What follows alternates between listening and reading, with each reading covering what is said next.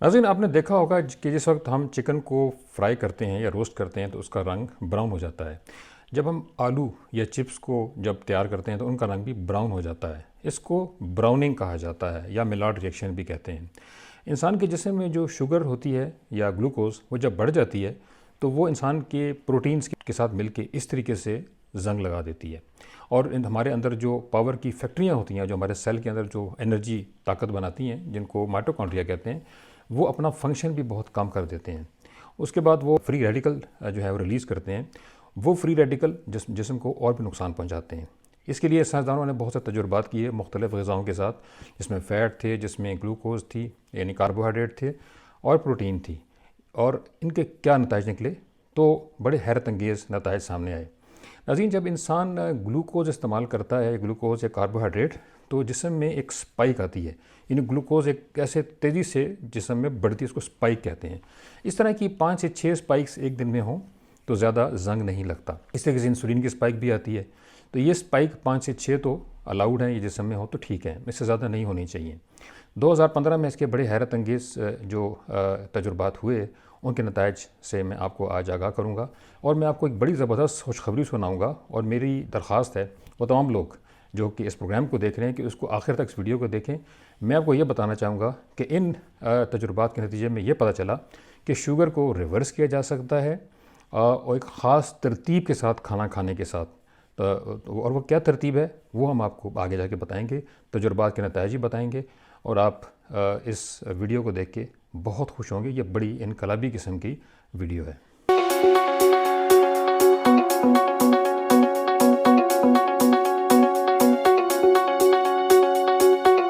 अस्सलाम वालेकुम, मुझे डॉक्टर हारून कहते हैं। मैं एक फैमिली फिजिशियन हूँ और इस हैसियत से पिछले 30 साल से काम कर रहा हूँ। नाज़रीन, आज की जो वीडियो है ये बहुत ज़बरदस्त वीडियो है, इसको आखिर तक देखिएगा। ये बड़ी रेवोल्यूशनरी किस्म की वीडियो है। इसमें मैं आपको ऐसी चीज़ें बताऊंगा कि जिससे आप इससे पहले इंटरनेट पे नहीं सुनी होंगी।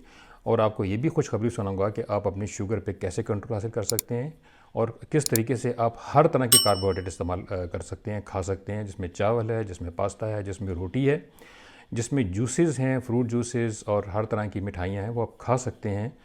लेकिन किस तरीके से खा सकते हैं? तो फूड के एक ख़ास ऑर्डर के ज़रिए, एक तरतीब से अगर आप किसी ग़िज़ा को इस्तेमाल करेंगे तो आपका शुगर ना सिर्फ कम हो जाएगी बल्कि आपको शुगर से आपका छुटकारा हासिल हो जाएगा। इसके अलावा अगर आपको प्री डायबिटीज़ है तो उससे भी आपकी जान छूट जाएगी। इस सिलसिले में बहुत से साइंसदानों ने तजुर्बात किए। ये तजुर्बात 2015 में इनके नताइज पहले सामने आए, फिर 2016 में तजुर्बात हुए, और उसके बाद 2018 में तजुर्बात किए गए। 2015 में डॉक्टर लुई एरोन, जो कि वेली कॉर्नेल मेडिकल कॉलेज न्यूयॉर्क ने अपने बहुत से दोस्तों के साथ तजुर्बात किए। उन्होंने 2 ग्रुप्स बनाए डायबिटिक पेशेंट्स के। एक ग्रुप को उन्होंने हर तरह की खुराक बग़ैर किसी तरतीब के खाने को दी, यानी वो जब चाहते कार्बोहाइड्रेट खा लेते मिक्स करके प्रोटीन के साथ या फ़ैट के साथ। कोई तरतीब नहीं थी। दूसरे ग्रुप को उन्होंने इस तरतीब से खाना दिया कि सबसे पहले वो फ़ाइबर इस्तेमाल करते थे। जिस तरीके से फ़ाइबर खिलाया गया वो ये था, यूँ तो उनको हर तरह का फ़ाइबर इस्तेमाल करने के लिए दिया गया, जिसमें ब्रोकली है, टमाटर हैं, बंद गोभी है, जैतून, मशरूम है, प्याज, बड़ी जो मिर्चें होती हैं वो हैं, उसके अलावा तारा मीरा का साग जिसको एलोगुला कहते हैं, और पालक, ये दी गई। उसके साथ वो चाहते तो उसके ऊपर जैतून का तेल डाल लेते थे या पनीर इस्तेमाल कर लेते थे, या मुख्तलिफ़ किस्म के जो दीगर फ़ैट्स होते हैं वो उनको इस्तेमाल कर लेते थे, जिसमें नारियल का दूध भी शामिल है और देसी घी भी है, एवोकाडो का जो ऑयल है वो भी है। ये तमाम चीज़ें मुख्तलिफ़ फ़ैट्स, सबसे पहले कार्बोहाइड्रेट, उसके बाद फ़ैट्स, और साथ उसके प्रोटीन के तौर पर उन्होंने चिकन को इस्तेमाल किया। और आखिर में उनको हर तरह का कार्बोहाइड्रेट दिया गया। कार्बोहाइड्रेट में आपको पता है जिसमें शुगर्स भी होती हैं, स्टार्चेस भी होते हैं। स्टार्चेस में फिर जौ है, गंदम है, चावल हैं, पास्ता वगैरह, ये सारी चीज़ें उन्होंने आखिर में इस्तेमाल की। ये तजुर्बात 3 साल तक चलते रहे, और उन तजुर्बात के नतीजे में ये चीज़ सामने आई कि वो ग्रुप जो कि सब कुछ खाता था उनमें स्पाइक्स बहुत ज़्यादा रहीं और उनकी शुगर की मिकदार बहुत बढ़ गई। मगर वो लोग जो तरतीब से खाना खाते थे कि सबसे पहले वो एक सलाद की बड़ी सी प्लेट खाते थे, उसमें ऑलिव ऑयल वगैरह डाल के, यानी फ़ैट्स के साथ, उसके बाद प्रोटीन, और आखिर में वो हर तरह का कार्बोहाइड्रेट इस्तेमाल करते थे। तो पता ये चला कि उनकी स्पाइक्स बहुत कम हुई और उनकी जो शुगर है उसमें 73% कमी आ गई। यानी उनकी जो शुगर की जो स्पाइक्स होती थी उनमें 73% कमी आई। उनके खून की में 73% कम शुगर रेज़ हुई और वो उनको एक लिहाज से शुगर से निजात मिल गई। और उसके बाद बहुत से ऐसे जो लोग उनके अंदर शामिल थे जिनको प्री डायबिटीज़ थी, उनकी प्री डायबिटीज़ रिवर्स हो गई। जिस तरीके से साथ जो जापान में उसके बाद 2016 में जो हुए, उसमें भी इसी किस्म के नताइज सामने आए। इस तरह 2 ग्रुप बनाए गए और उनको इसी तरीके से ग़िज़ा दी गई। उसमें बड़ी हैरत अंगेज़ किस्म की चीज़ ये सामने आई कि दोनों ग्रुप्स के 2-2 किलो वज़न कम हो गया। मगर वो लोग जो सबसे पहले फ़ाइबर इस्तेमाल करते थे, यानी कि फ़ाइबर भी कार्बोहाइड्रेट है, उसके बाद वो फ़ैट और प्रोटीन और आखिर में कार्बोहाइड्रेट यानी कि शुगर्स हर तरह की, जिसमें हलवा भी था, जिसमें मिठाइयाँ भी थीं, जिसके अंदर फ्रूट जूसेस भी थे, वो भी इस्तेमाल उन्होंने किए।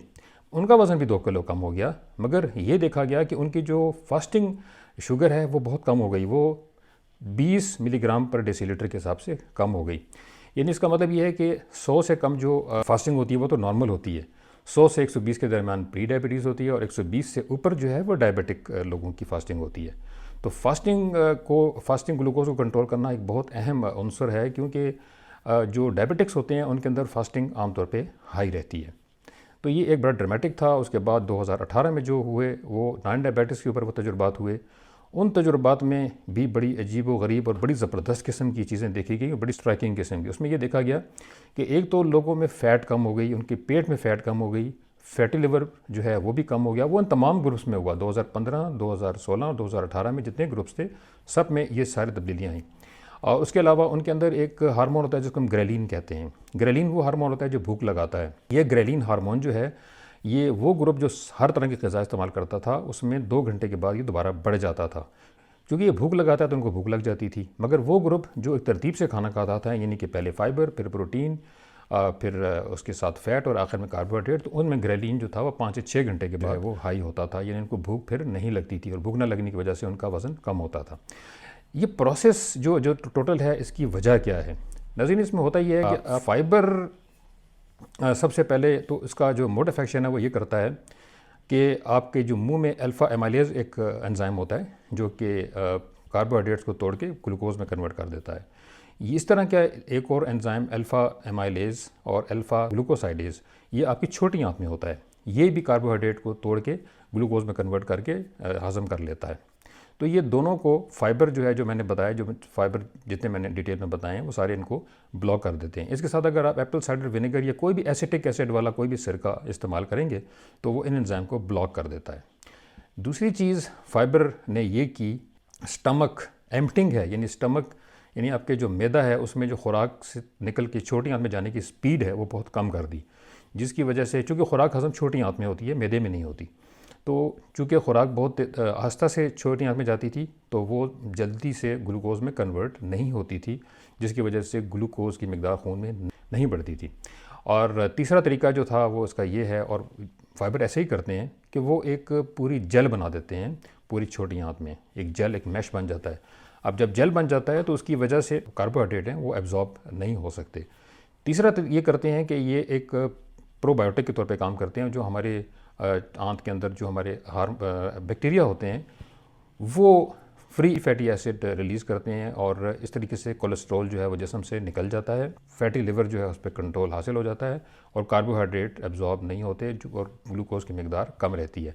तो ये बहुत सारी चीज़ें सामने आई इन तजुर्बात के नतीजे में, और ये एक बड़ी इनकलाबी बात थी और बहुत बड़ी खुशखबरी थी, क्योंकि इसमें 2 बड़ी मेजर चीज़ें सामने आई। एक तो ये कि खुराक को एक तरतीब से, फूड ऑर्डर कहते हैं, फूड ऑर्डर यानी ख़ास तरतीब से खुराक का इस्तेमाल करना। सबसे पहले फ़ाइबर इस्तेमाल करें, उसके बाद फ़ैट और प्रोटीन और आखिर में कार्बोहाइड्रेट। आप हर तरह के खा सकते हैं। जो लोग शुगर के मरीज़ हैं जो मुझे सुन रहे हैं, उनके लिए बहुत बड़ी खुशखबरी है। वो इस तरतीब से खाना खाएंगे तो शुगर जो उनकी रिवर्स हो जाएगी और उनका प्री डायबिटीज़ भी रिवर्स हो जाएगा और शुगर उनकी नहीं बढ़ेगी, स्पाइक्स नहीं आएंगे। सबसे बड़ा जो नुकसान होता है शुगर के बढ़ने का वो आपकी जिल्द को होता है। आप बहुत जल्दी बूढ़े हो जाते हैं, क्योंकि जो आपकी जिल्द की प्रोटीन्स होती हैं, इलास्टिन जो कि उसको लचक देती हैं, और कोलेजन वो डैमेज हो जाती हैं शुगर की वजह से। लेकिन इस तरतीब से खाना खाने से वो नहीं होती और इंसान बहुत लंबे अरसे तक जवान रहता है। इसके अलावा इसका दिमाग पे हाई शुगर का असर पड़ता है, इंसान थका हुआ रहता है, क्योंकि आपके जो माइटोकॉन्ड्रिया है उनमें फटीग हो जाती है, वो सही तरीके से काम नहीं कर सकते। और इसके अलावा आपका मूड जो है वो ख़राब हो जाता है, गुस्सा जल्दी आता है, डिप्रेशन वगैरह रहती हैं, और उसके अलावा एंजाइटी भी होती है। तो ज़्यादा शुगर के असरात जो हैं वो पूरे जिस्म पर पड़ते हैं और पूरे जिस्म में ग्लाइकेशन भी हो जाती है। जैसे मैंने पहले बताया कि आपके जिस्म को जंग लग जाता है, आपकी उम्र जो है वो कम हो जाती है। आपके जॉइंट्स, ख़ास तौर पे आपके जो हड्डियां हैं, जॉइंट्स हैं, उनको नुकसान पहुंचता है और आप बहुत वक्त से पहले बूढ़े हो जाते हैं। नाज़रीन, कुछ लोगों के ज़हन में ये ख्याल आता है कि बाज़ औक़ात हम मुख्तलिफ़ तक़रीबात पे चले जाते हैं, तो वहाँ पे हर तरह की ग़िज़ाएँ होती हैं, तो वहाँ पे जाके हम क्या करें। उसका तरीका ये है कि आप सबसे बड़े सलाद की बड़ी सी प्लेट जो है खा लें, उसके ऊपर ज़ैतून का तेल अगर अवेलेबल है ठीक है, नहीं तो अगर वहाँ पे अगर देसी घी है या मक्खन है कुछ, उसको उस पे डाल के इस्तेमाल करें। अगर वो भी नहीं है तो सिर्फ वो जो बड़ी सी प्लेट है सलाद की, उसमें सारी चीज़ें डाल के खा लें।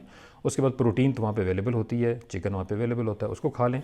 और उसके फ़ौरन बाद आप कार्बोहाइड्रेट कोई भी खा सकते हैं, चावल हैं, रोटी है, हलवा है, जो भी है वो इस्तेमाल कर सकते हैं। अच्छा, एक और बड़ी इंपॉर्टेंट बात है कि इनके दरमियान जो टाइम है 5 मिनट 10 मिनट, उसका कोई मसला नहीं है, आप बेशक कोई वक्फ़ा दिए बगैर भी इन चीज़ों को खा सकते हैं। लेकिन फ़ूड ऑर्डर यानी फ़ूड खाने की तरतीब जो है उसको अगर आप इस तरीके से रखेंगे तो आप अपनी शुगर पे कंट्रोल हासिल कर लेंगे। नाज़रीन, आपकी सहूलत के लिए मैंने एक फ़ूड की मास्टर लिस्ट जो है वो नीचे डिस्क्रिप्शन में दे दी है। वहाँ पे एक लिंक है, आप उस लिंक पे जाएंगे तो आपको मास्टर लिस्ट मिल जाएगी। इस लिस्ट को इस्तेमाल करके आप अपनी शुगर को रिवर्स कर सकते हैं।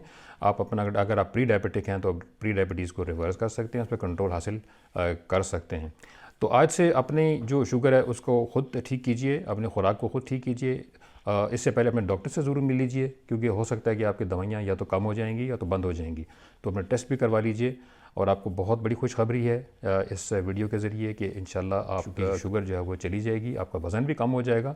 और जब वज़न कम होगा तो ब्लड प्रेशर भी और दीगर भी जो बीमारियाँ ज़्यादा शुगर की वजह से और ज़्यादा फ़ैट की वजह से उन पे आप कंट्रोल हासिल कर सकेंगे। न सिर्फ ये बल्कि ब्लड प्रेशर भी आपका कम हो जाएगा। नाज़रीन, जिस्म में ग्लूकोज़ की मिकदार कम होने से 3 बड़े फ़ायदे होते हैं। सबसे पहले तो ये है कि आपके जो माइटोकॉन्ड्रिया हैं वो अपना फ़ंक्शन पूरी सही तरीके से करते हैं, उनके अंदर डिसफंक्शन जो है वो ख़त्म हो जाता है।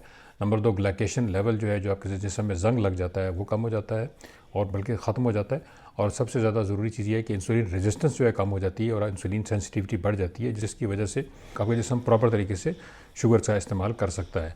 जिस्म में शुगर की कुछ मिकदार तो नाज़रीन चाहिए होती है, मगर इसकी मिसाल बिल्कुल ऐसे ही है जैसे एक पौधा है जिसको पानी तो चाहिए, मगर ज़्यादा पानी जो है वो पौधे को ख़राब कर देता है। एक और चीज़ कहीं मैंने वजाहत करनी थी कि जो प्रोटीन्स हैं, अगरचे मैंने मास्टर लिस्ट डिस्क्रिप्शन में दे दी है, मगर आप उसमें अंडे, पनीर, गोश्त, मछली, बादाम, काजू, पिस्ता, लोबिया, चना और मुख्तलिफ़ किस्म की दालें इस्तेमाल कर सकते हैं। यानी कि प्लांट प्रोटीन्स और एनिमल प्रोटीन्स दोनों का इस्तेमाल कर सकते हैं।